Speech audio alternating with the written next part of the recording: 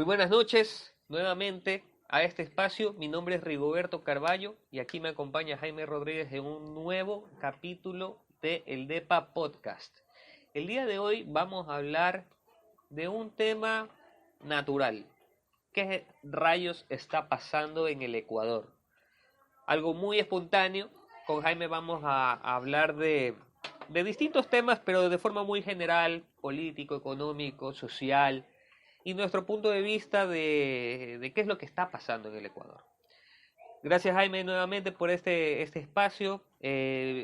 Bienvenidos nuevamente a todos y conversemos. Gracias, Rigo. Hola a todos. Bienvenidos una vez más. Como dice Rigoberto, hoy día vamos a hablar un poquito qué está pasando, ¿no?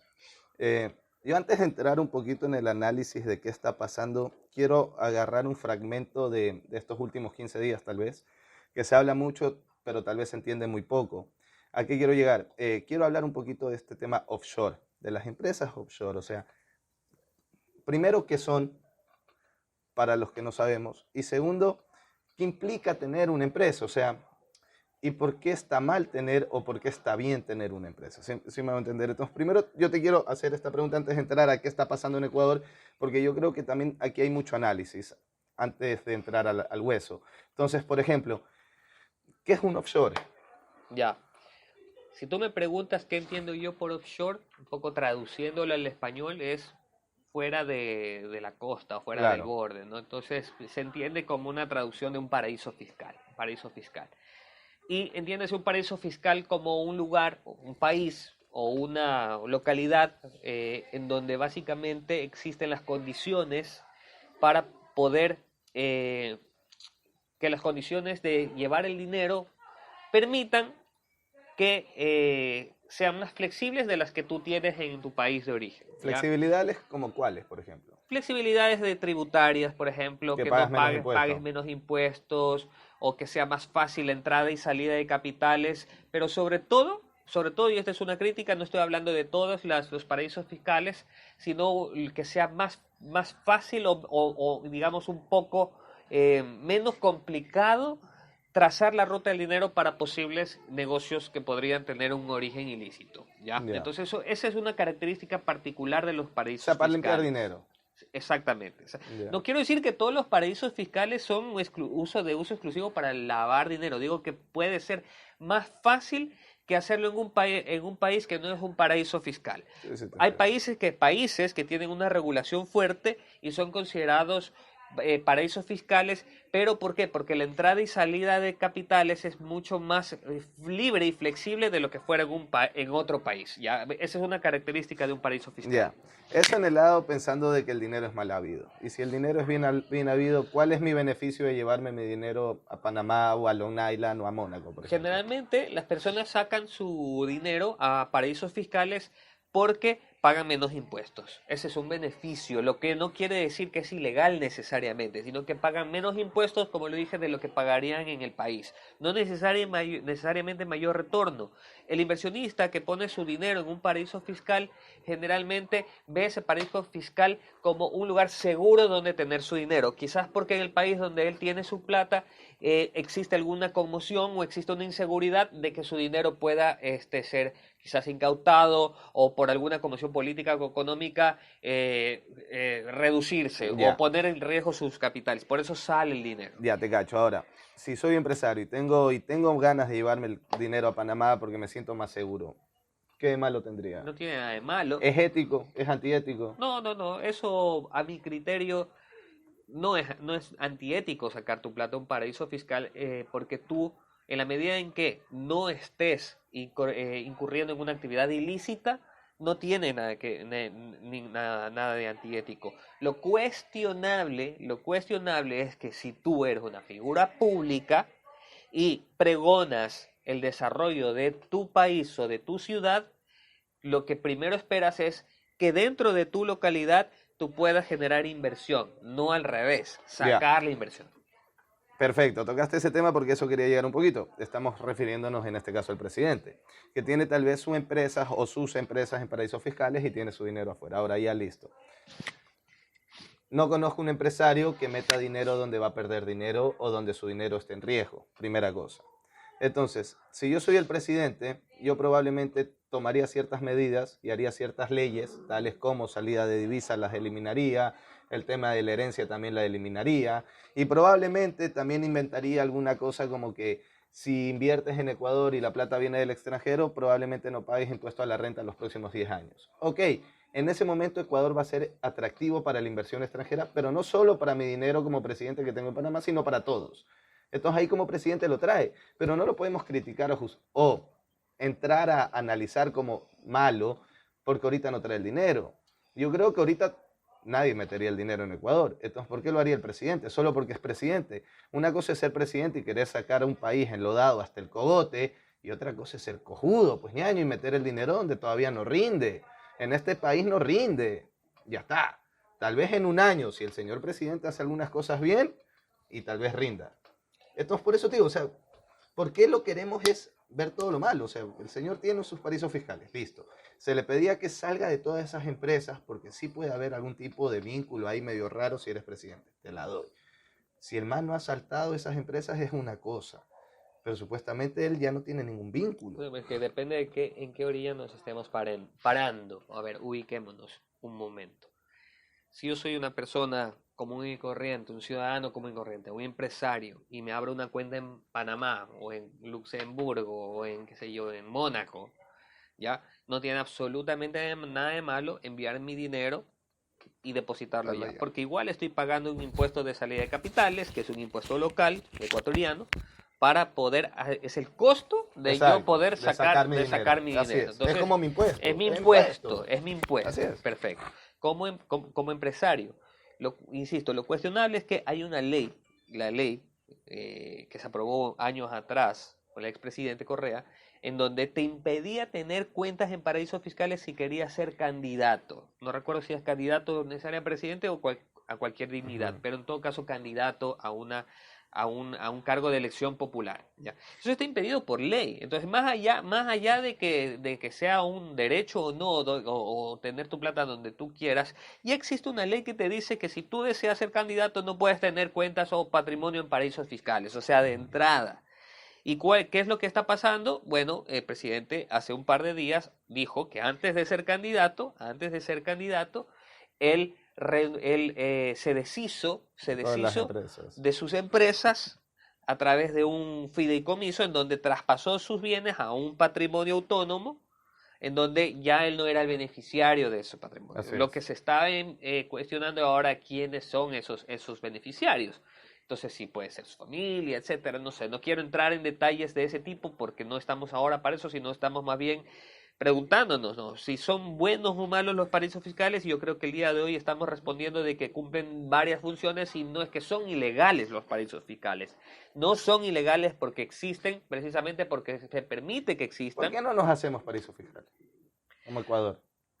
Porque eso depende mucho de, primero, de en qué tan grado la economía de un país es libre. ¿Ya? Entonces, por ejemplo, Panamá es un país muy libre en su sistema financiero, donde entran, salen capitales de forma muy fácil, y para eso es necesario una reforma muy profunda de la política monetaria, empezando por su moneda. Panamá pasó también por un proceso de dolarización y no lo puedes hacer de la noche a la mañana.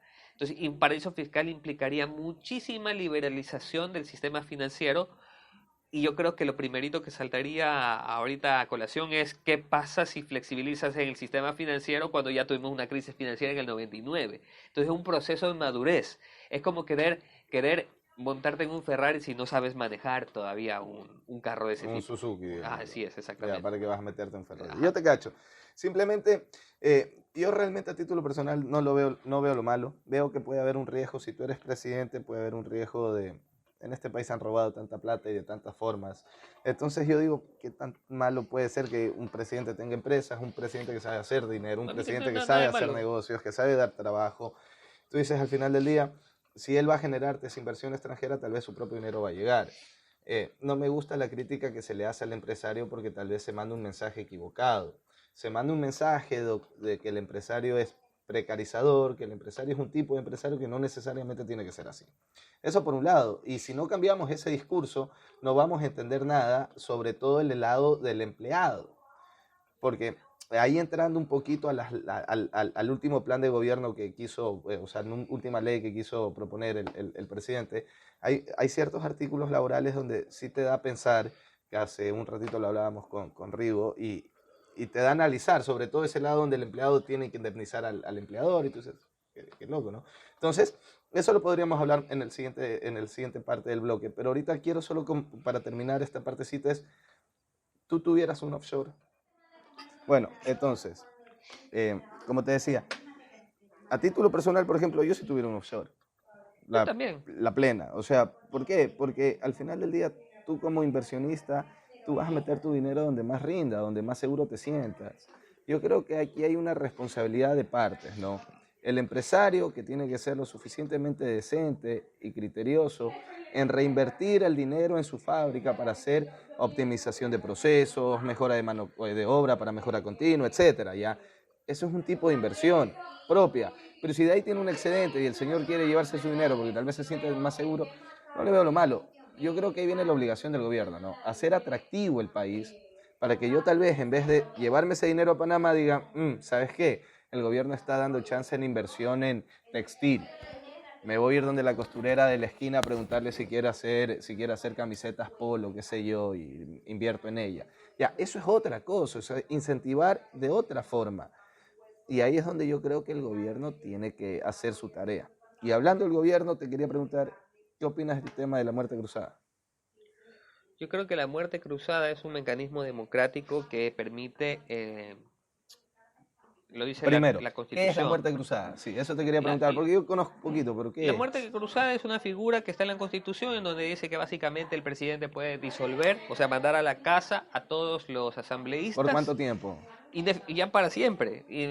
Pero tiene un tiempo definido a para través, volver a nombrar asambleístas. no, a ver, así es la figura. El presidente dice, la asamblea se está interponiendo en mis planes o se está interponiendo en el plan de desarrollo o en lo que yo como ejecutivo, como gobierno quiero hacer y no me deja gobernar. Como no me deja gobernar, yo tengo la facultad constitucional de emitir un decreto ejecutivo en donde digo que ellos se disuelve la asamblea. Es una disolución de la asamblea, es Salgo a decir, se van a toditos. la casa para siempre, ya, es como que se van a la casa, Ujú. ya. Cuando eso pasa, muerte cruzada, ¿por qué se le llama muerte cruzada? Porque los asambleístas dejan de ser asambleístas y el presidente deja de ser presidente, por eso se llama muerte Los cruzada. dos. Te vas tú y te vas tú, nos Ya, vamos todos a la ya casa. Es lo listo. que hizo Correa, básicamente, que Ya. llamó a elecciones nuevamente. Entonces, ¿qué es lo que se estaba discutiendo en los últimos días? Es que era, como no se estaba aprobando el proyecto de creando oportunidades, que contenía un sinnúmero de cosas, era una mega ley, por decirlo así, porque tenía muchísimas cosas de fondo, la asamblea no lo quiso aprobar, entonces se estaba cocinando la idea de hacer una muerte cruzada, y que si no se lo aprobaba, el presidente podía despachar a sus casas a los asambleístas, pero eso significaba que en 6 meses tenía que volver a haber elecciones ¿Y, presidenciales y de y quién asambleístas. gobierna esos 6 meses? El presidente por 6 meses. El mismo El mismo, el presidente. mismo. Aunque ya no. Entonces, como él básicamente seguía una dictadura por seis Claro, por seis meses, meses. dictadura por 6 meses, él podía aprobar la ley, porque él tiene el poder de la asamblea, el poder del consejo Judicial. judicial, electoral, plenos poderes. Eso es un dictador, una persona que tiene plenos poderes del Estado. ¿Y qué Durante tan malo seis sería meses. eso tener ahora por 6 meses? El tema es que Yo no lo sí, veo tan si malo, o eso sea. hubiese hecho, él hubiese podido hacer y deshacer a su criterio lo que quiera en este país por 6 meses. Era una ruleta rusa, porque en esos 6 meses él tenía que volver a llamar a elecciones. Y si por algún motivo Algo no no gustó. ganaba esas elecciones, los nuevos asambleístas, o quizás la otra corriente política contraria a la del gobierno, hubiese podido ganar las elecciones y votar todo al trasto. Pero lo grave de esto y lo peligroso de esto es la grave conmoción política y social que podía ocurrir en ¿Por el qué social? Ecuador, porque tuvimos en octubre del año pasado una Manifestación, manifestación paro. muy fuerte, bárbara, exactamente de los indígenas, Y la historia ha demostrado que cuando el país no tiene estabilidad y hay estos procesos dictatoriales, lo que hacen es los grupos levantarse Levantarse. y en medio de dictaduras haber conmoción y anarquía y estas cosas. Y eso no le conviene al país tampoco. No, tampoco. Entonces, eso es la muerte cruzada, pero de mi lectura es que básicamente, y afortunadamente, porque para mí eso hubiese sido un escenario terrible, porque es inestabilidad política y inestabilidad democrática. En 4 años tú tienes que sentarte a conversar y tienes que sentarte a dialogar con todos los frentes y ceder ¿Y de qué posturas tanto de tienes lado que y dialogar, lado, por ejemplo? de lado y lado. Si el beneficio, el objetivo es dar trabajo, por ejemplo, ¿qué tanto hay que dialogar? ¿Por Hay qué que hay tanta dialogar, burocracia? hay que dialogar en las formas. Por un lado, yo estoy de acuerdo en que debe, sobre todo para los microempresarios y para los emprendedores, flexibilizar los mecanismos de contratación laboral. El régimen laboral para los microempresarios y los emprendedores es muy apretado.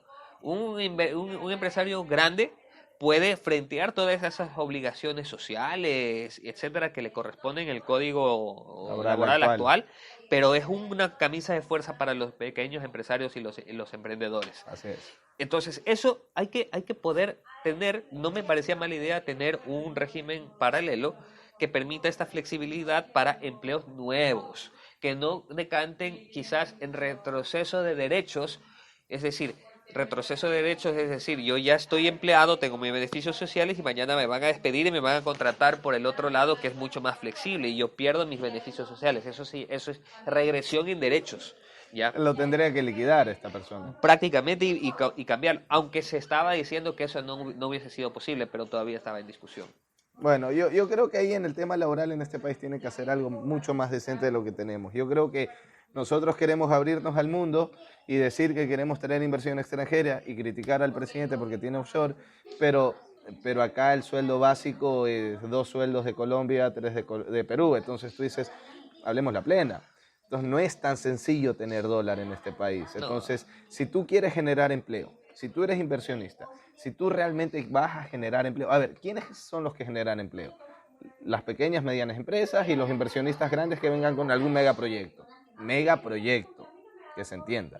Nestlé genera 1.000 fuentes de trabajo, por decir una cosa, y mañana va a trabajar 1.000 personas, y pasado 1.000, y probablemente en 6 meses 1.001, tal vez. Pero de aquí a 6 meses te salieron 10 emprendimientos, ya 10 personas por emprendimiento y ya tuviste 100 personas nuevas trabajando.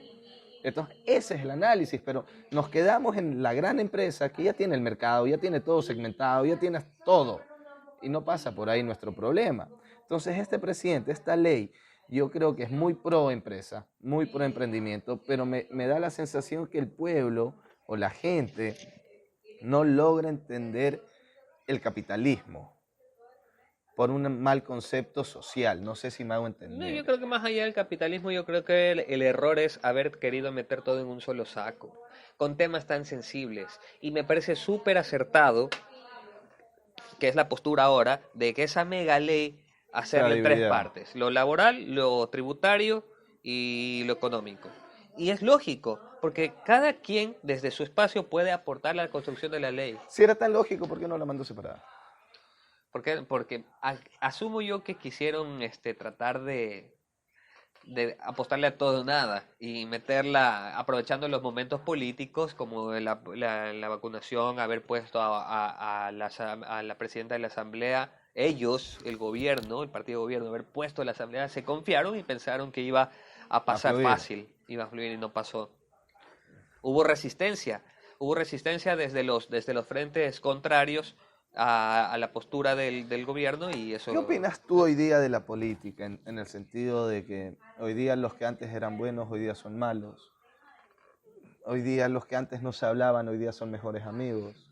Los que antes se puteaban con todo respeto, hoy día hablan por WhatsApp. Entonces tú dices, hablemos la plena, o sea, ¿qué tiro esto? O sea, Nebot y Correa ahora están en contra del Lazo. Entonces, son los super amigos en contra del Lazo. Entonces tú tienes que decir aquí, eh, ¿qué pasa? Yo No, pensé que Correa era coherente. yo creo que para mí todo eso es propaganda, la verdad. Creo que es bastante propaganda y creo que en política, sobre todo en política nacional, no es lo mismo la política a nivel de país que a nivel de ciudad, pero en política nacional muchas veces tú ves todos con todos, entonces no puedo descartar de que estén alineados, pero tampoco puedes asegurar de que no ¿Cómo lo te puedes están. alinear con posturas tan diferentes como Nebot y Correa? ¿En qué pueden estar alineados? ¿En el lleve? No, no necesariamente, quizás en las formas, no ¿Qué sé, en las formas de lleve? coyunturas, en las coyunturas, no, no, no, no, no, no, ¿Por no. qué te digo el lleve? Porque la única cosa que yo digo que estos dos pueden hablar es porque el uno no quiere soltar Guayas o Guayaquil, que es su campo de batalla, y el otro no quiere soltar alguna entidades que por ahí debe tener el campo de A batalla. ver, Entonces tú dices, se unen estos dos contra el nuevo, que está medio patolejo porque se le murió el duro de campaña, políticamente es está que medio ahí. para empezar ¿Cómo estamos carajo habla asumiendo, Correa y para Nebot? empezar estamos asumiendo, porque asumiendo de que están hablando, pero no tenemos Dijeron que la hablaron. seguridad. Si hablaron una vez, hablan dos veces. ¿O no? Sigue siendo una suposición y una suposición en base a algo que vimos en la televisión. Pero lo Lo cierto acá, confirmó Nebot y lo confirmó Correa, que sí, hablaron. sí Que puede ser. hablaron entre ellos y que hablaron. Y el mismo presidente pudo haber, o su allegado, el presidente pudo Te, haber hablado te y aumento habla. algo. Hace 2 días o 3 días Correa salió a decir, cáchate esta locura que te voy a contar. Ya. De seguro la sabes. Salió a decir que si hay un candidato de derecha para este país, nadie mejor y coherente que el abogado Jaime Eso Nebot. fue antes de las elecciones, inclusive creo. Lo volví a repetir, yo Sí, sí. lo escuché. Entonces, ¿cómo el que era tu opositor y el que era tu contradicción hoy día es el mejor? No, todos hablan. Todos hablan, todos hablan. Se pueden estar dando de puñetes públicamente, pero backstage todos hablan y no necesariamente directamente. Mandan al asesor o mandan al operador político, pero todos hablan. Entonces no nos sorprenda de que estén hablando. Para mí es normal de que estén hablando. Entonces Lazo tiene razón. Directamente y directamente. No, él, Le, él, le él, quieren hacer la camita. él está hablando de un triunvirato de desestabilización, fue lo que dijo. Más allá de eso, que sigue siendo una suposición. Acá lo cierto es lo siguiente. Nebot está molesto porque Lazo traicionó un pacto político por la presidencia de la Asamblea. ¿Ya? Y eso es una espina que quedó allí, que impidió la cogobernabilidad entre los socialcristianos y Creo. Entonces barajaron a los socialcristianos del gobierno, al menos del manejo de la asamblea, porque ya no tienen al presidente socialcristiano, sino lo tienen a Guadalupe Llori. Fue una Así es. movida que a criterio, y esto cualquier analista político seguramente lo va a confirmar, a criterio de Nebot, eso es una traición. Y eso es lo que él ha salido a decir públicamente. Pero yo no me quiero enfocar en eso. Un poco porque ya tenemos que un poco ir cerrando. Yo me quiero enfocar en qué es lo que está pasando en el país, porque yo creo que es el tema. ¿Qué es lo que está pasando en el país? Y yo creo que están pasando dos cosas, ¿Qué o está tres pasando? cosas precisamente, tres cosas. Uno, el país está atravesando una crisis política e institucional en el sentido en que no se ha podido, el gobierno no ha podido en cierta forma tener el suficiente lobby político con distintos frentes para poder llegar a consensos entre el legislativo, asamblea y entre el gobierno nacional. Así Sino es. quiso imponer de entrada a un proyecto individual de Creo, sin pasar por una socialización, una construcción colectiva. Eso causó lo que está pasando ahorita. O sea, no hay consenso entre asamblea y gobierno central. Y eso es inestabilidad. Eso está pasando ahorita en el país. Hay una ruptura entre la asamblea y el gobierno. Eso, número uno. Número dos, en lo social, la grave crisis carcelaria es producto no de que las mafias y que esto y lo otro que vas a decir. Esto es producto de dos cosas.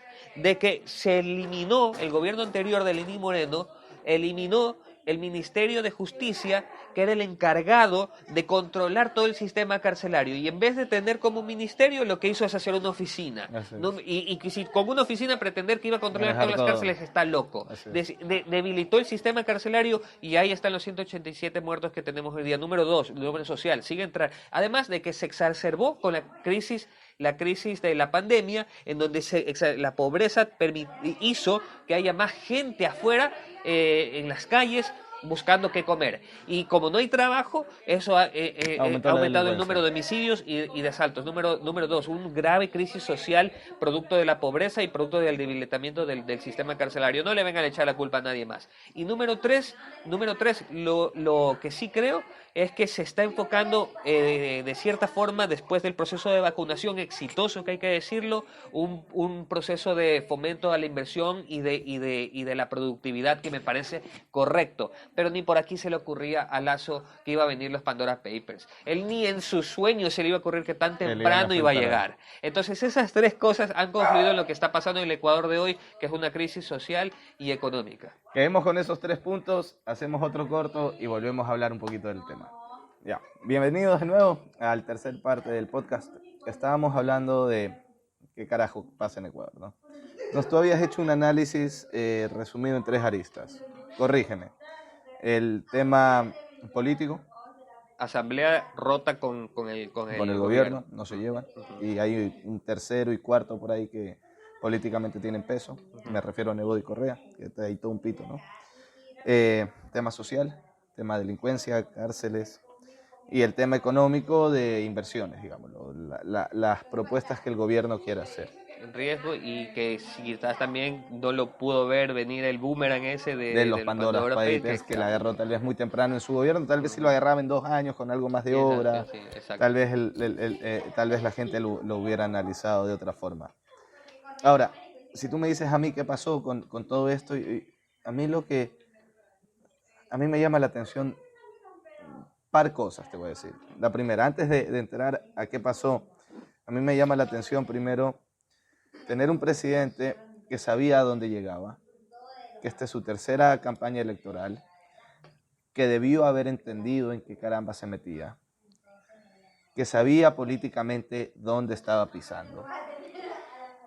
Y me llama la atención que antes de los 4 meses o de los 100 días se haya peleado con Nebot y Correa, por ejemplo.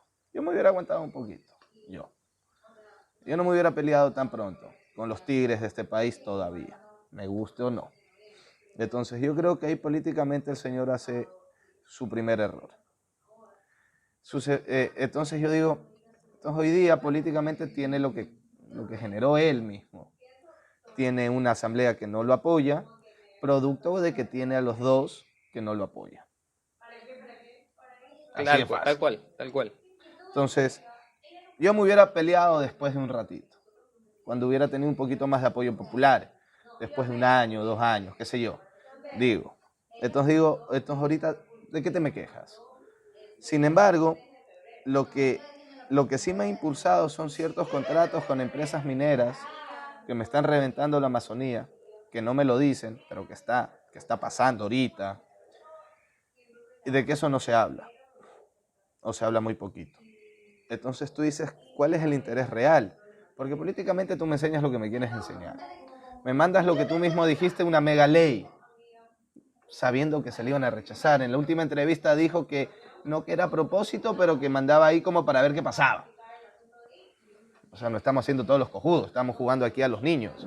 Entonces el presidente que tiene 3 candidaturas queriendo ser presidente, que me va a decir hoy día que llega al poder y que no sabía qué hacer. El tema de la cárcel, el señor no tiene ni carajo idea qué hacer. No sabe qué hacer. No es suficiente abrir un Ministerio de Justicia. No es suficiente. No. ¿Sí me cachas? Entonces, desde lo social, que para mí es lo más crítico, la vacunación, chapuá, excelente. Es lo mejor que ha hecho. Está bien. Y por eso yo digo, hay que darle tiempo. Porque el señor ha hecho un plan de campaña y son 4 años. En 100 días me demostró que ha vacunado 9 millones de personas. Entonces yo tengo que creer que en el año a lo mejor genera más cosas, genera empleo, porque en 100 días me vacunó lo que dijo.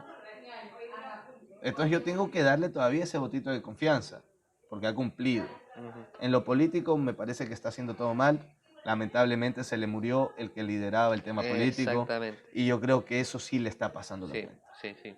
Y yo creo que ahí es mi mayor recelo, porque políticamente yo no sé si aguanta, te soy sincero. Yo no sé si aguanta la presión de los indígenas, la presión del social cristiano, no sé si aguanta la presión de UNES en la asamblea, no sé si aguanta hasta los 4 años.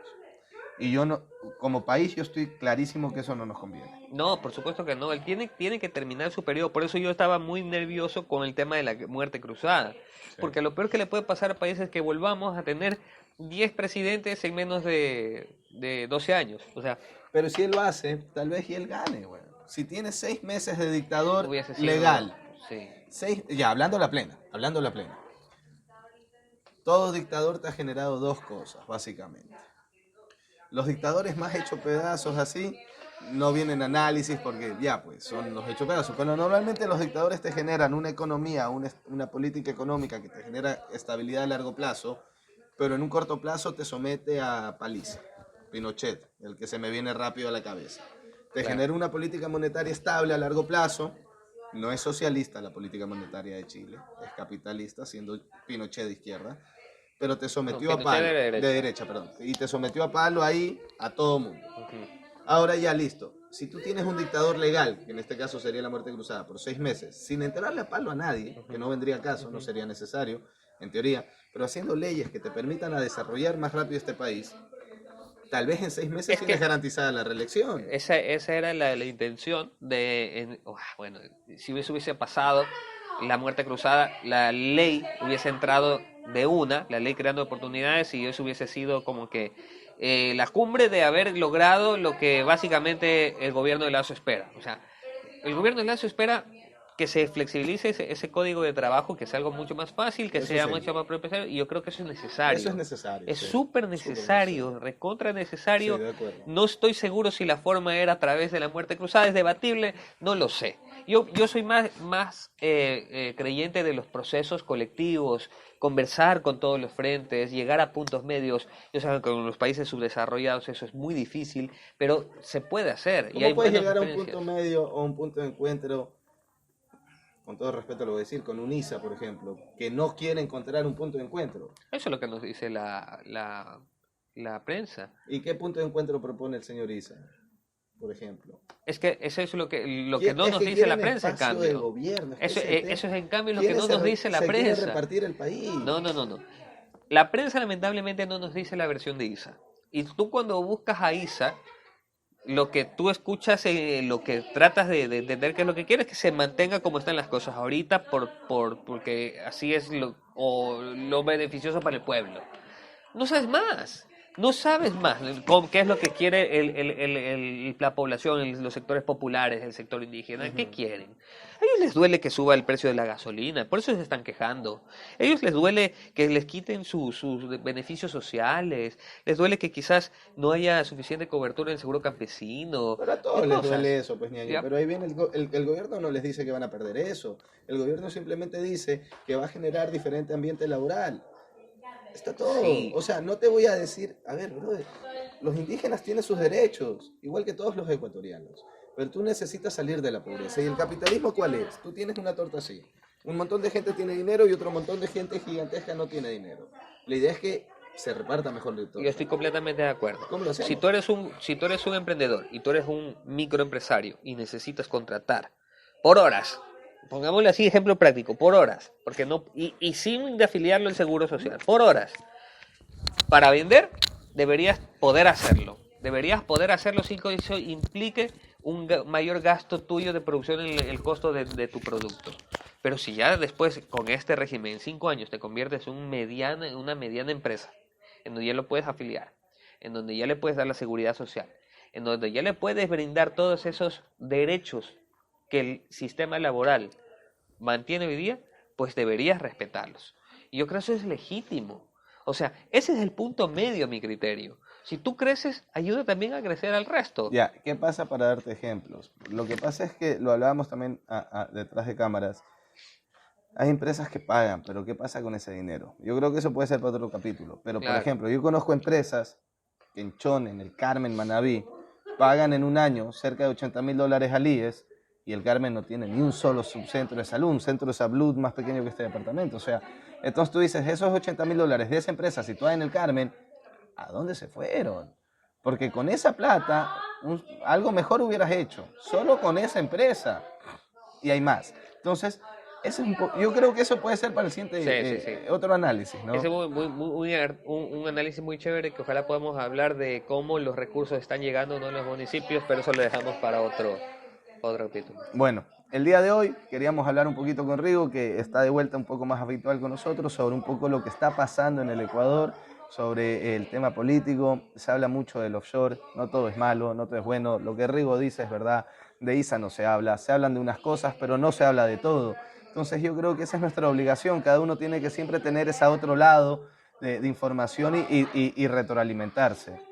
En definitiva, hoy día yo creo que eso sería, hermano. En el siguiente capítulo vamos a hacer alguna otra cosa entretenida. No se olviden, sí, no se olviden que esto es un espacio muy espontáneo. Lo que estamos hablando aquí es en medio de una conversación que la decidimos hacer el día de hoy. No hay libretos, no hay discursos, no hay posturas, es netamente lo que uno piensa y el respeto a la opinión de los demás, y eso es lo que queremos transmitir. Un abrazo enorme y que tengan una buena noche.